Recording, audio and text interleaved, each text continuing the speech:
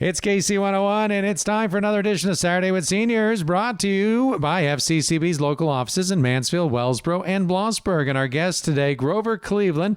We started last week, and there was just so much to talk about. I said to him, hey, can we make this a two-part show? And he said, sure. So I want to hear more about Covington and the history and all this stuff. I mean, you were born in 1928. When you were born, Prohibition was going on. You couldn't buy a beer till you were 5.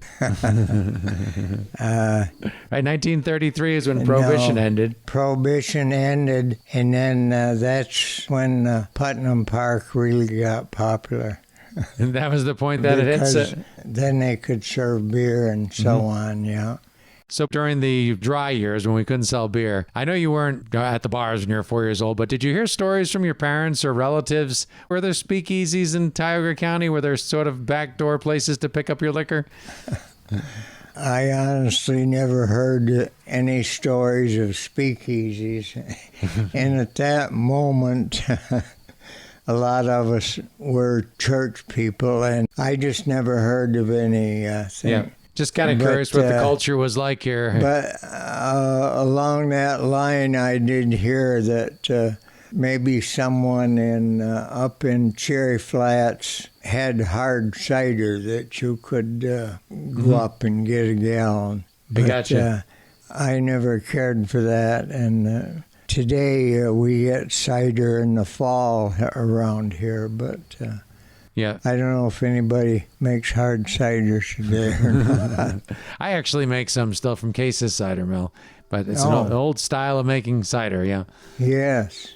I enjoy it. Yeah. I give away more than I drink, but I enjoy it making it. Well, Mansfield used to have a nice cider press down there. I don't know if it's still there or not.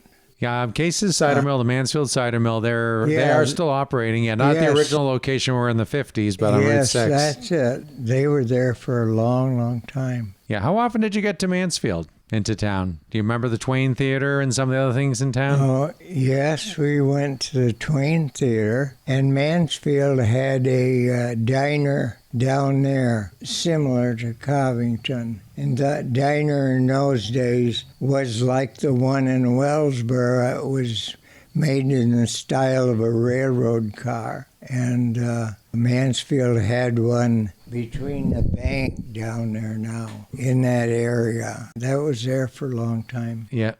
So World War II is going on. Were you in the military? No, I was too young. I would have been 10 or 11 when it started. Yep.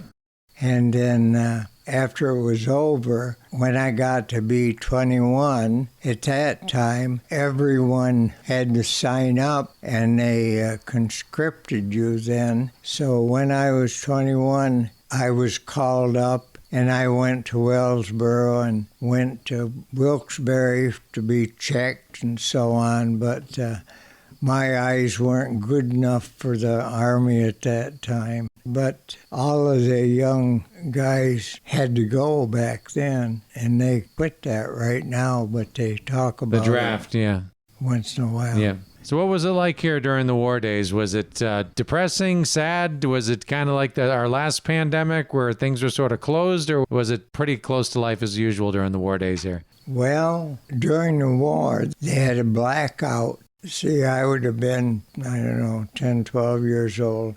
So everybody had to work for civil defense and so on, and we had an armband that said CV, Civil Defense. And they were very particular about having a blackout. So I would walk around town and look for lights and knock on the door and say, turn your light off. Remind people to turn your light out. And at that time, we had a siren. Yeah, the town went together and bought a big siren, and that was up on top of the Colonial Inn, which was wooden at that time, a wooden 3-story building. And they would turn the siren on in an emergency for fires and things like that. And then after the war, they always rang a siren at noon on Saturday. Did that go on for years and years? It went on until The Colonial Inn burned in, I would say, the mid or early 70s. I don't remember the year. But, that was on the corner of the inn. So when World War II ended, I heard from people that Mansfield was just a big party. Everybody went to town, horns were honking, and people were cheering, and it was quite a celebration. Oh, you have no idea. My mother used to tell that when the First World War ended in 1917 or whatever, she lived in Lawrenceville with her mother and father and kids. And all the people brought in a lot of pine stumps and piled them in the middle of Lawrenceville. And then they had a big bonfire, and they burned the Kaiser. That was his World War I. In 1917, yeah. I don't remember any bonfires around here, but everybody celebrated, certainly. It must have been amazing news. When the war was over. Yeah. So when you were growing up, did you have a house that had electricity and running water? How modern was your house when you were a kid? Well, we moved up on the farm in, I would say, 1938, and the house didn't have anything in it. And we got Bud Carlson worked for Penelec in Mansfield, and he was an electrician, and he came up and put electric in our house and barn, and just with the minimum. And then we had electric fence. That was quite something back then. Yeah, I guess before electricity, electric fences weren't too common. Oh, no.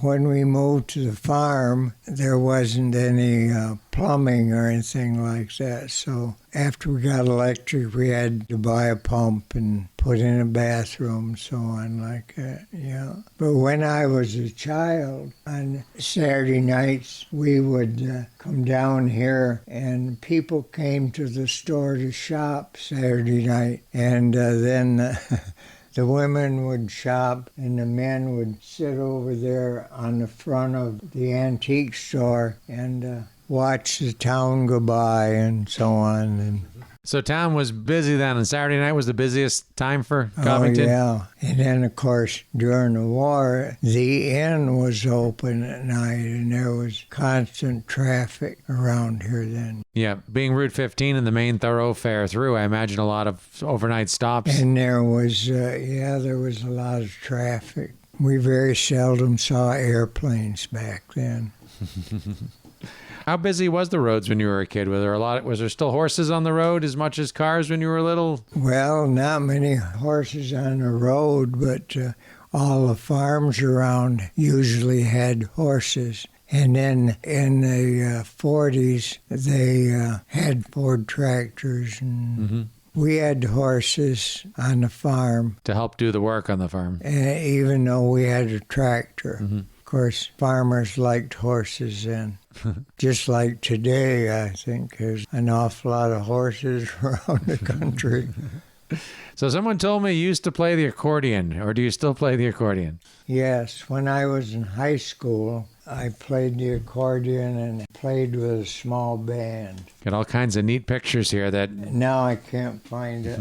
Anyway, I dug out the picture of my band. This was when we were... Oh, wow. When we were in 12th grade. I'll have to take a picture of this and put it up on our YouTube page. This is your band in 12th grade. We went to Mansfield to Johnny McNaney, and he took our picture. Uh-huh. We played around to Grange Halls and so on. And then after the band broke up, I played with Heatley's band over to Wellsboro. And we played down at Blackwell and Morris. And we used to play the Penn Hotel in Morris and so on.